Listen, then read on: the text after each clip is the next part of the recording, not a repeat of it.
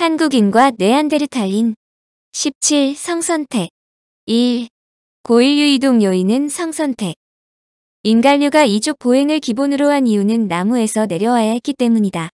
이는 인간류가 나무에서 내려와야 할 필요 충분 조건이 있었다는 뜻으로 설명되는데, 학자들은 우리의 조상들이 나무에서 내려오게 된 이유를 다음과 같이 설명한다. 가장 큰 요인은 역시 먹이였다. 천연재해로 그들의 근거지인 숲속이나 그 주위에서 먹이를 구할 수 없게 되자 할 수 없이 땅으로 내려와 다른 먹이를 구해야 했다. 즉 작은 새라든가 땅쥐, 두더지 같은 것이다.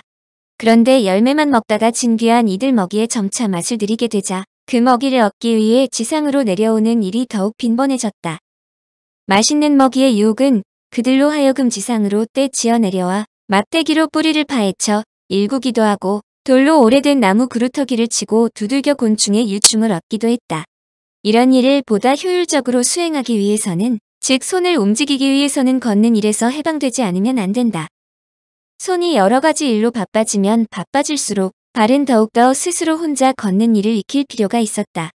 즉 손은 발로 하여금 걸음을 익히지 않을 수 없도록 움직여 나갔고, 발은 손이 다른 일을 하도록 해방시켰다. 이런 변화의 주된 요인은 사바나 가설과 유사하다. 북쪽에서 추위가 내려와 남쪽 지역도 털북숭이가 살기에는 다소 추워지기 시작했다. 추운 기후 영향으로 전에 울창했던 숲도 어느새 광활한 평원이 되었고 서식 동물들도 달라졌다. 그런데 사바나 가설과 다소 다른 것은 일반 원숭이들은 변화된 기후 때문에 숲이 사라진 곳에서 살 수 없게 되자 부단히 숲을 따라 옮기기 시작했고 보다 숲에 더 적응하는 방법으로 진화되었다. 그러나 아르디 즉 현재의 침팬지처럼 앞발뿐만 아니라 뒷발로도 가지를 휘어잡고 앞발에 몸을 의지하면서 걷는 일을 익혔다. 이것만으로는 이들 원숭이류는 인간이 될 수 없었다. 반면에 아르디는 현재의 침팬지처럼 앞발뿐만 아니라 뒷발로도 가지를 휘어잡고 앞발에 몸을 의지하면서 걷는 일을 익혔다. 그런데 우리 조상들은 침팬지처럼 삼림을 찾아 이동한 것이 아니라 먹이가 없는 곳에서도 먹이를 구했다는 점이다. 이빨이나 발톱 대신 돌이나 나무를 도구로 사용하여 다른 식량을 구하는 것이다. 숲속에서 점차 수가 줄어들어가는 물기 많은 과실들을 구할 수 없어도 돌과 막대기로 인간이 먹을 수 있는 작은 동물들을 잡거나 다른 동물이 잡아놓은 먹이를 빼앗을 수도 있었다. 인간의 조상이 하이에나와 같이 시체 청소자라는 설명은 여기에서 나온다. 물론 근래의 연구에 의하면 하이에나가 시체 청소만 한 것은 아니다. 여하튼 인간류 선조는 적을 만나면 이 반인간의 무리는 힘을 합하여 돌과 몽둥이로 방어했다. 이 말은 돌과 막대기를 쥔 우리 조상들이 가까운 주위에 과실이 있느냐 없느냐에 그다지 관심을 기울이지 않아도 되었다는 점이다. 그들은 언제든지 먹을 것을 찾아서 멀리까지 갈 수 있기 때문이다. 여기에서 중요한 것은 성선택이다. 수컷이 먹이를 구하기 위해 더 먼 곳을 찾게 된 동기가 바로 암컷에게 더 많은 먹이를 주어 자신을 선택하도록 유도했다는 설명이다. 이를 풀어서 설명한다면 인간의 선조가 세계로 퍼져나갈 수 있게 만든 가장 큰 요인 중에 하나는 먹이를 찾아 암컷에게 주기 위해 숲에서 나와 강을 따라 골짜기 등에서도 살게 되었다는 것이다. 강이나 바다 근처로 자리를 옮긴 일군의 집단은 무짐승뿐만 아니라 어류나 조개 같은 해산물도 양식이 된다는 것을 발견했다. 강이나 바다는 숲과 완전히 다르다. 물고기를 잡으려면 사냥과는 전혀 다른 도구가 필요하다. 사냥꾼이 당장 어부가 될 수는 없지만 인간은 그 정도의 어려움을 곧바로 극복했다. 인간들이 강에 살고 있는 하마 같은 대형 동물도 먹이로 삼을 수 있다는 것을 알게 된 것이다. 인간의 조상이 강에서 살기 시작하자 새로운 곳으로의 이동은 거의 필수적인 조건이 되었다고 할 수 있다. 인간은 항상 미지의 세계를 찾아가는데 신비스러울 정도로 용기를 발휘한다. 그들이 모르는 다른 곳에 보다 더 살기 좋고 먹이를 쉽게 얻을 수 있을지 모르기 때문이다. 아프리카 숲속에 있던 인간의 선조 집단이 땅으로 내려와 나일강이나 해변을 따라 사하라 사막을 넘어 이동한다는 것이 어려운 일이 아니다. 결국 이런 이동이 아시아까지 이루어져 세계의 패자가 되었다는 설명이다. 물론 미지의 세계로 이동하는 것이 간단한 일은 아니다. 자신이 알지 못하는 곳으로의 이동은 항상 불확실성을 갖고 있으므로 수많은 좌절을 겪으면서 난관을 이겨나가야 했을 것이다. 바로 이런 난관들을 슬기롭게 헤쳐나가기 위해 인간류는 가능한 모든 방법을 동원하는데 이 모든 것들이 인간이 커다란 뇌와 지능을 갖도록 진화가 이루어지는 데 중요한 역할을 했다는 설명이다. 현재 현생 인류가 세계적으로 분포될 수 있었던 이유로 다지역 기원설과 아프리카 기원설이 있지만 이들의 기원 역시 호모 에렉투스가 아프리카에서 연안을 통해 이동했을 것으로 추정하는 데는 의견을 같이 한다. 이 부분은 현대 인류 즉 우리와 직결되므로 뒤에서 다시 설명한다. 한편 2006년 1월 미국과 에티오피아 등 다국적 고생인력 발굴팀은 에티오피아 수도 아디스아바바에서 북동쪽으로 약 225km 떨어진 사막지대 미들 아와시에서 420만 년 전에 오스트랄로피테쿠스 아나멘시스의 화석을 발굴했다고 발표했다. 오스트랄로피테쿠스 아나멘시스는 약 400여만 년 전에 살았다고 추정되는 남자 화석의 총칭이다. 아나멘시스는 해부학적으로나 연대기적으로 440만 년 전에 아르티피테쿠스와 앞에 설명한 오스트랄로피테쿠스 아파렌시스 즉 루시 사이의 간극을 메워줄 수 있을 것으로 학자들은 기대한다. 여하튼 아르디로부터 도출된 이와 같은 발견은 그동안 정설로 알려진 사바나 가설을 침몰시키는 데 충분하다고 연구팀들은 설명한다.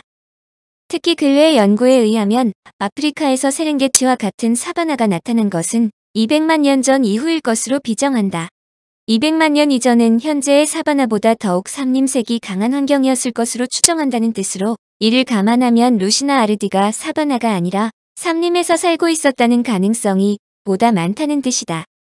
그러므로 근래의 공통된 의견은 사람과의 동물 즉 사람같이 생긴 생물체의 근원을 지금부터 약 400만 년 전 이전에 태어난 아르디로 간주하며 이후 다양한 오스트랄로피테쿠스가 태어났다고 인식한다. 그러므로 아르디에 관한 연구는 사이언스지가 발표한 2009년 최고의 과학적 성과로 선정되었다. 21세기 들어 인류 조상에 대한 비학적인 연구는 이를 연구할 수 있는 화석들이 발견되었기 때문인데 참고적으로 박선주 충북대 고고미술사학과 교수 등 국내 전문가들이 선정한 21세기에 발굴된 5대 인류 화석은 다음과 같다. 1. 투마이 700만 년 전 인류의 가장 오래된 조상. 2. 투마아이리디 440만 년 전 인류 침팬지 중간 모습. 3. 세이디바 180만 년 전 원인 인류의 진화고리. 4. 투마이이달투 16만 년 전 아프리카 기원설의 증거.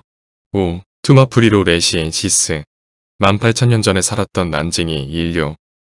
성선택 풀어보기.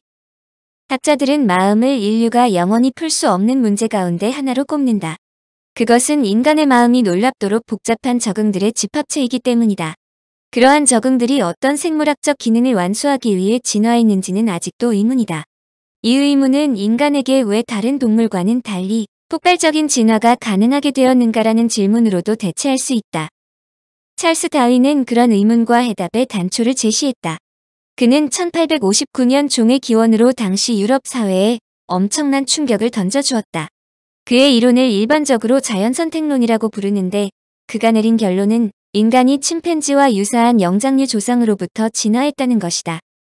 그의 자연선택론은 기존의 세계관과 윤리관을 송두리째 뒤엎는 것이어서 종교계에서는 신성을 모독하는 이론이라며 배척했다. 그럼에도 불구하고 자연선택론이 당대의 많은 사람들에게 이해의 지평을 넓혔다는 것은 그가 사망한 뒤 영국이 배출한 위인들에게만 허락되는 웨스트민스터 사원에 안장되었다는 점으로도 알 수 있다. 그런데 다윈은 종의 기원이 발간된 지 12년 후인 1871년에 인간의 유래와 성선택이라는 책을 발간해 유럽인들에게 보다 큰 충격을 안겨주었다. 다윈의 자연선택론은 왜 어떤 동물은 살아남아서 자신의 유전자를 대물림하고 또 어떤 개체는 자손을 못 남기고 죽는지에 대해 다른 이론보다 비교적 설득력 있는 설명을 제공한다.